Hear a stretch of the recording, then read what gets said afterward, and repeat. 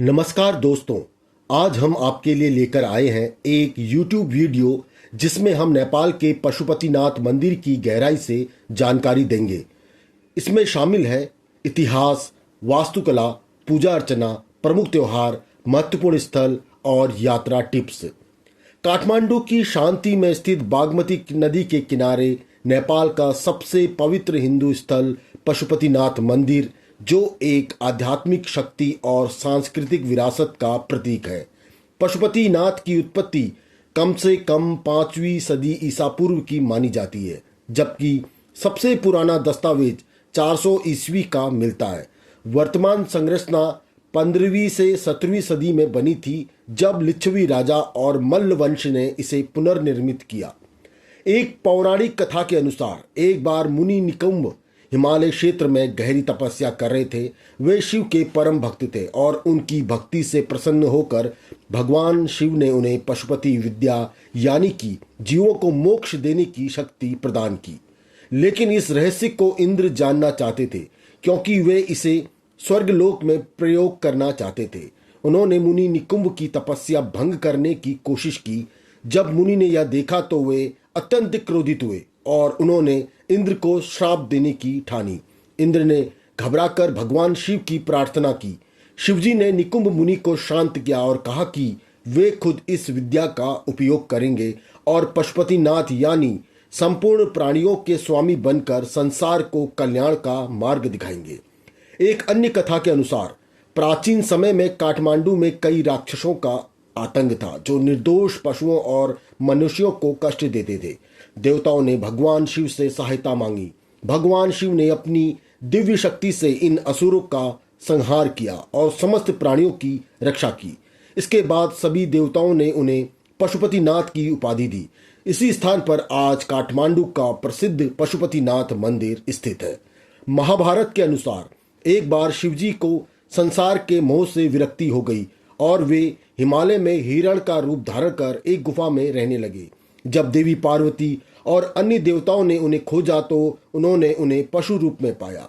सभी देवताओं ने उनकी स्तुति की और प्रार्थना की कि वे अपने वास्तविक रूप में वापस आ जाएं और जीवों के स्वामी बने। भगवान शिव ने प्रसन्न होकर पशुपतिनाथ रूप में स्वयं को प्रकट किया और कहा कि वे समस्त प्राणियों के रक्षक हैं। यह मंदिर पारंपरिक नेपाली पगोड़ा शैली में निर्मित है, जो तली छतों में मड़ी हुई लो चादर की संरचना। मुख्य शिवलिंग परिसर में लगभग 1.8 मीटर ऊंचा 4 मुंह शिवलिंग स्थापित है, जो चारों दिशाओं में शिव की सर्वव्यापकता का प्रतीक है। 4 मुख्य दरवाजों पर जटिल अलंकरण और सोने का उपयोग हुआ है। पश्चिम द्वार के सामने विशाल नंदी की मूर्ति स्थित है। पूरे परिसर में लगभग 518 छोटे मंदिर, आश्रम और घाट हैं, जिनमें ग्रहेश्वरी मंदिर और किरातेश्वर महादेव मंदिर प्रमुख हैं। ये हिंदू धर्म और स्थानीय संस्कृति का जीवंत संग्रहालय है। बार बार भूकंप और ऐतिहासिक घटनाओं के बावजूद पशुपति एरिया डेवलपमेंट ट्रस्ट द्वारा मंदिर का संरक्षण जारी रखा गया है। यही वजह है कि यह इतने वर्षों तक सुरक्षित और पवित्र बना रहा।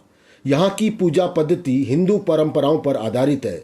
प्रातः और संध्या समय की आरती, पंचामृत अभिषेक, जिसमें दूध, दही, घी, शहद व आंवला शामिल है। स्थानीय ब्राह्मण भट्ट और राज भंडारी दक्षिण भारत से आते हैं। यह परंपरा आदि शंकराचार्य द्वारा शुरू की गई थी। बागमती नदी के किनारे पर स्थित आर्य घाट हिंदुओं का प्रमुख अंतिम संस्कार स्थल है। ऐसा माना जाता है कि यहाँ अंतिम संस्कार देने से आत्मा को मोक्ष मिलता है। महाशिवरात्रि इस मंदिर का प्रमुख त्योहार है। फरवरी मार्च में मनाया जाता है और तब मंदिर भक्तों से भर जाता है। लाखों लोग रोज ही यहाँ आते हैं। यह मंदिर सिर्फ पूजा स्थल नहीं, बल्कि आध्यात्मिक ऊर्जा का केंद्र भी है। यहाँ के साधु, भक्त, यात्रियों की भीड़ इस ऊर्जा को महसूस करते हैं। गुरु पूर्णिमा, सिंहस्थ और जैसे विशेष आयोजनों में उपदेश और भजन कीर्तन होते हैं, जो लोगों को जोड़ते हैं। पशुपतिनाथ प्राणी प्रेम की भावना में पशुदेव शिव का प्रतीक है, इसलिए हिरण, पक्षी यहाँ स्वाभाविक रूप से रहते हैं। मंदिर सुबह 4 बजे खुलता है। पूजा 8:30 बजे से शुरू होती है। ध्यान रहे, मुख्य मंदिर को सिर्फ हिंदू दर्शन कर सकते हैं, अन्य लोग बाहर से ही दर्शन करते हैं। यह मंदिर नेपाल भारत धार्मिक संबंधों का भी प्रतीक है। विशेष रूप से अंतर्राष्ट्रीय यात्रियों की संख्या महाशिवरात्रि के आसपास बढ़ जाती है। संरक्षण, पर्यावरण और पूजा स्थल की देखभाल PADT की जिम्मेदारी है, जिन्होंने यहाँ साफ सफाई, सुरक्षा और धार्मिक मान्यताएं बनाए रखी हैं। पशुपति प्रकृति का सम्मान, जीवन और मृत्यु का संगम, इतिहास और आध्यात्मिकता की मिसाल। यह सिर्फ एक मंदिर नहीं बल्कि एक अनुभव है जिसमें जीवन की गहराई, संस्कार और शांति झलकती है। अगर आपने कभी यहाँ दर्शन किया हो, अपनी कहानी नीचे शेयर करें। वीडियो पसंद आया हो तो लाइक, शेयर और सब्सक्राइब करना ना भूलें।